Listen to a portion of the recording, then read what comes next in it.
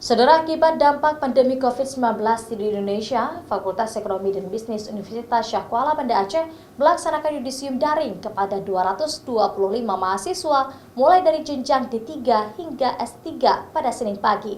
Yudisium via online ini baru pertama kali dilakukan dan melibatkan seluruh pejabat di lingkungan fakultas. Kebijakan Fakultas Ekonomi dan Bisnis Unsyah untuk melakukan yudisium daring dikarenakan dampak dari pandemi COVID-19, di mana pihak kampus tetap harus mematuhi protokol kesehatan pencegahan COVID-19 dengan tidak mengumpulkan massa. Walaupun tidak melibatkan mahasiswa peserta yudisium, namun yudisium secara daring baru pertama kali dilakukan Fakultas Ekonomi dan Bisnis Unsyah berjalan lancar.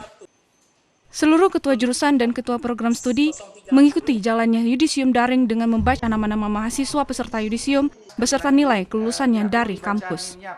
Karena kita membutuhkan waktu. Ya, kita melakukan yudisium daring ini baru pertama kali. Ini disebabkan karena ada persoalan COVID-19 ya, pandemi ini. Jadi pada hari ini kita melakukan yudisium sebanyak 225 orang. Mulai dari D3 sampai kepada S3. Sementara itu, Fakultas Ekonomi dan Bisnis Unsyah yang memiliki 4 jurusan dan 16 program studi ini mengikuti kebijakan Rektor Unsyah dengan tidak melakukan wisuda secara fisik.